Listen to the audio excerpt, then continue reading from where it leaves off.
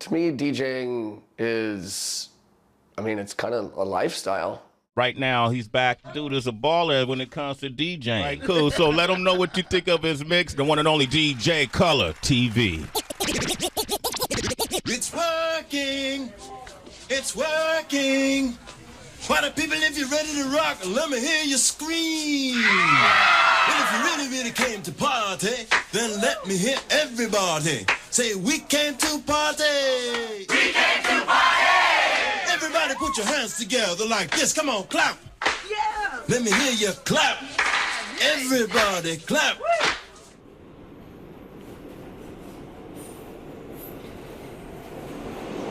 It is a silent disco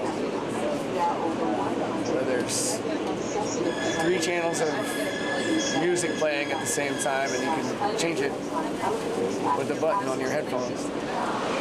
This couple, they're turning 60, but they're inviting their whole family. So it's going to be like 75 to 100 people. But the funny thing is about a silent disco, there's no audible music unless you have the headphones on. I've been to a few of them. It's my first time DJing one, but it's the same thing. For me, I'm just going to play music. They're going to be happy. It's not going to be a problem. My name is DJ Color TV. I'm originally from Virginia, but I've lived in New York for 24 years, something like that. I am a professional DJ. Been DJing for 20 plus years. Turntablism is a big part of it, but that's not a necessary part if you want to play in clubs. Turntablism is scratching, cutting, and going back and forth between the 2 records and kind of like making your own beat.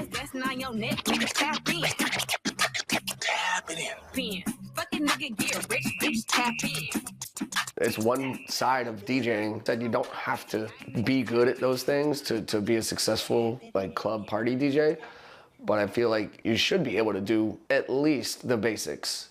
You don't have to go all crazy and start juggling in the middle of a club routine that's pretty atypical. Most of the times, it's just to keep people dancing and partying and drinking, spending. I've DJ'd in over 20 countries around the world. I'm chilling here on Boracay Island in the Philippines. Viva Chile! All right. We are in Prince Albert, right? Wow, in Berlin. So many different places, but it's fun because like once you get over to those countries, you can just kind of take flight real quick. There's definitely a difference in the crowd from state to state, country to country. And the expectations of what kind of music you're gonna play is always different and always varies. When I'm DJing here in New York, they want fast switching, open format style. And a lot of times in Asia, they just want EDM. And that's a really high octane crowd. They're really into it. And that's one of the things I like about traveling, to go and see the other crowds in different cities and experience it. And you have to change your style while you're there.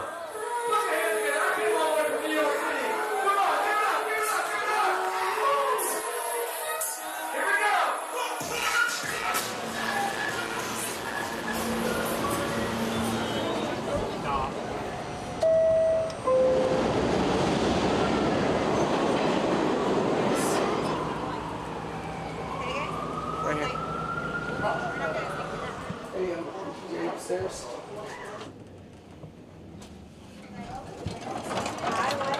How are you guys? Yeah, I'll run over there. Where's the DJ? Yeah, back. Hi, how are you? Hey. My name is Valerie. Real nice to meet you. You're my AZ. Oh, I know Color TV. Yeah. Very well. I'm just helping out with me.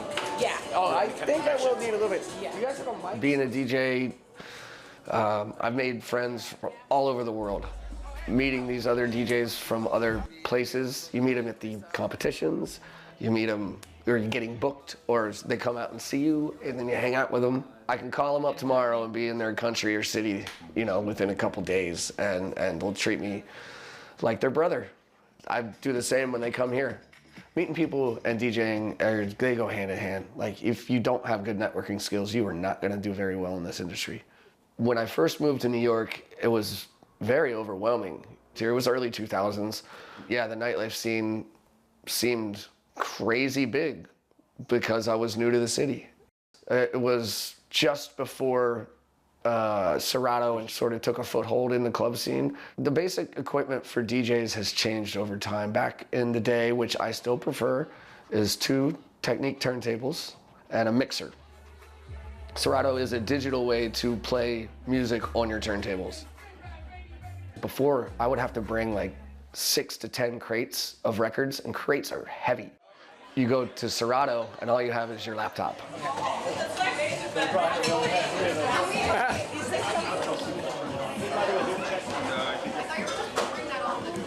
We have 150 headsets. Yeah, that's what all this is. Yeah. So I actually think what's going to happen is people start showing up at 6. At about 7, I'm going to make an announcement, welcome everybody, and then I don't think the dancing is going to start until 7 o'clock. Well, most of the time, dancing doesn't really start until somebody, I mean, most people have like 2 drinks in them. Exactly. So I think about 7 o'clock. I discovered DJing and turntablism kind of like over the radio. I always had a love for hip hop. This guy, DJ Lonnie B, huge inspiration. I would listen to his radio shows whenever I could. They'd be just rocking, like mixing the songs, like kind of juggling the songs back and forth sometimes. And I was always fascinated by that when I was a teenager, trying to figure out what they were doing. The comparison from when I started to where I'm at now, a huge difference. It started out house parties and then bar, club. You just get more and more better and better gigs. Yeah, back in the day, it would be like, you know, go open up this club here and then go headline at this club over here and then come back and do a closing set over here. And you'd be at 2, 3 different clubs every night. And that feels like a lot of fun, but it will burn you out. I cherry pick my gigs right now. It takes a lot of effort to get to that point where you're making a lot more money every night and playing a lot less to where the point that people know who you are. Being from New York City, though, that does help a lot, even though the city can be very frustrating.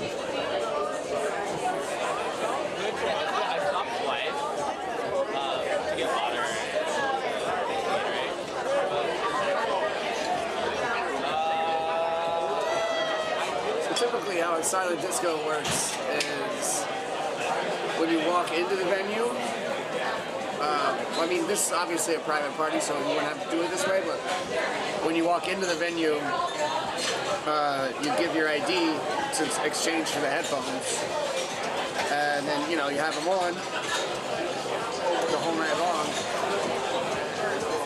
I'm thinking that table full of headphones might be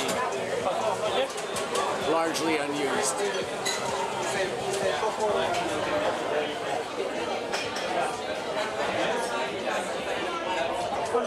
Which means basically playing to no one, except for myself.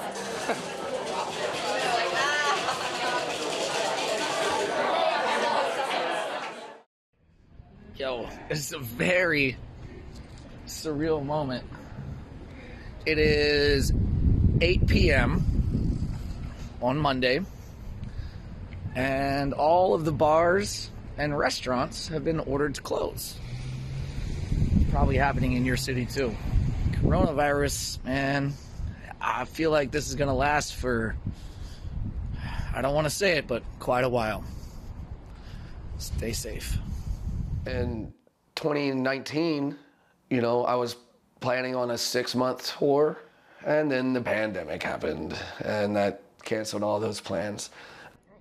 We couldn't go to any club, and every city sort of had the same sort of growing pains through COVID, where they're like, oh, can we open? Okay, we're gonna open. All right, we need DJs. Oh shit, 2 weeks later, we're closed again, sorry.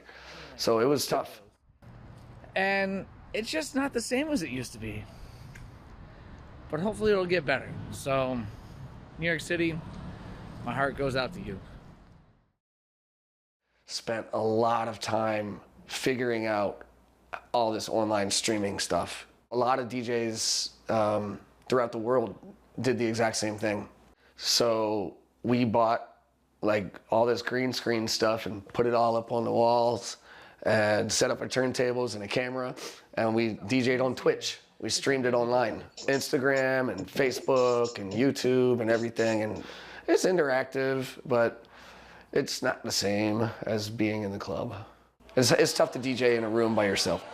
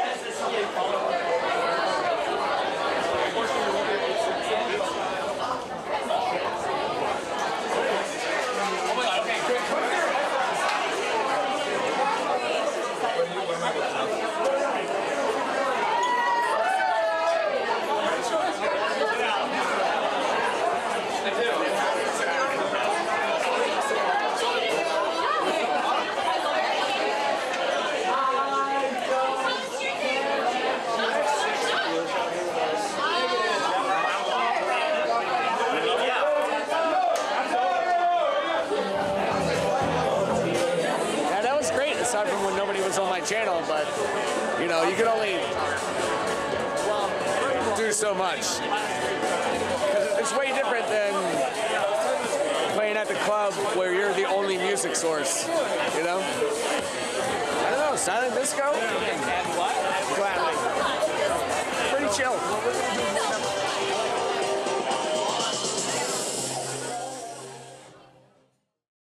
Those moments when you are in complete control of the crowd is pretty special. The DJ knows what the crowd wants without the crowd even knowing that they want that. That's always a lot of fun.